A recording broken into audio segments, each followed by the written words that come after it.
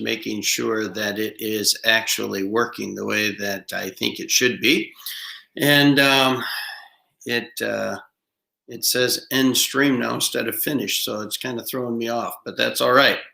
Well, I read Leviticus 14 and 15 this morning, and I want to spend a little bit of time in John chapter 5, and just be reminded that without God we can do nothing.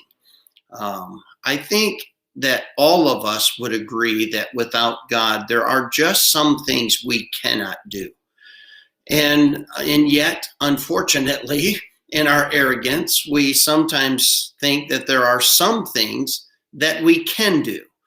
Many people will live an entire day. I'm talking born again believers that are children of God, who know God.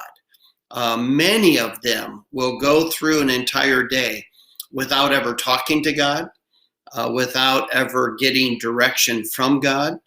And to that extent, they have bought the lie that there are literally some things that they can do without God. And they're not doing them without God. They just are not acknowledging the part God is playing, and neither are they being thankful. And so I think today is a day where we just need to be reminded how desperately we need God and how gracious it is for God to make himself available, to literally empower us and to direct us and to bless us. And so John chapter 5, you start with this miracle, tremendous miracle down at the pool, where the Spirit of God would come and trouble the waters.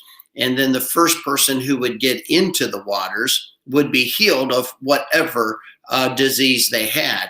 And just a tremendous act of God's grace, and also a demonstration of God's power to heal, the demonstration of God's power and willingness to show grace.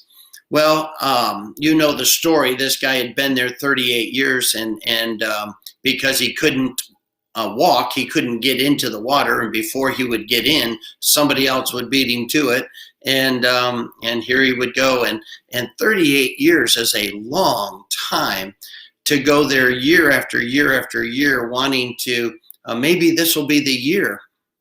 Well, Jesus showed up. And he expresses his frustration over this situation, and Jesus tells him, "Take up your bed and walk." And you know the Pharisees and Sadducees, they again troublemakers and arrogant, and all life is all about them. Ministry was all about them. They could not share in the glory at all with God or anyone else. They wanted all the attention. They wanted all of the accolades. And so they scold this guy and want to know who it is. He doesn't even know until later. And then he tells them, and they decide they're going to kill Jesus, not only because he healed a man on the Sabbath day, but because he also claimed to be the Son of God. And that's kind of where we pick it up in verse number 19. Then answered Jesus and said unto them, Verily, verily, or truly, truly, I say unto you, the Son can do nothing of himself, but what he seeth the Father do. For what things soever he doeth, these also doeth the Son likewise. In other words, we are simply instruments in God's hand. And just like Jesus modeled for us, that he had come to do the will of his Father, and that which he did miraculously, that which he did by way of his ministry, he did by the power of God. And boy, this is just an important thing. The way that I approach being a husband has to be that I want God to empower me. I don't want to only be the husband that I can be. I want to be the husband God can make me be. I don't want to just be the parent that I can be. I want to be the kind of parent God can make me be. I don't want to just be the pastor I can be. I want to be the pastor that people see what God can do through a man that is yielded to him. That's the type of mindset. And that was the mindset of Jesus, is without God, he could do nothing. Now we know he was God, and we know all about the Trinity, but in the illustration of function, he was illustrating for us as a child of God how we are to function, and that is that we need the power of God to do the will of God. And so he explains a few things, and then he comes down to verse 24. Verily, verily, I say unto you, he that heareth my word and believeth on him that sent me hath everlasting life, and shall not come into condemnation, but is passed from death unto life. You know, our salvation, we are very clear. We couldn't save ourselves, but God sent his son.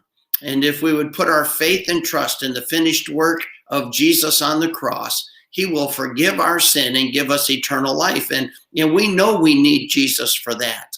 We know that we need Jesus to rescue us from ourselves and the penalty of our sin. Well, can I tell you, we need Jesus just as desperately every day, all day, to do the will of God. And so may we remember as we approach this day that without God, we can do nothing. It's not that we can do some things. We can't. We can only do things in our own strength, but we cannot do anything really in this life or that which would lay up treasures in heaven without God. And I think it's about time we start spending a lot of time thanking him for his grace, his empowerment, his direction, the wisdom that he has given to us. And may we live just a bit more dependent each and every day as we learn to put off the flesh and yield to the Spirit, that we might be completely controlled by the Spirit of God, so that God is able to work in and through us. And anything that we're able to accomplish, he gets all the glory, for it has been done through his strength.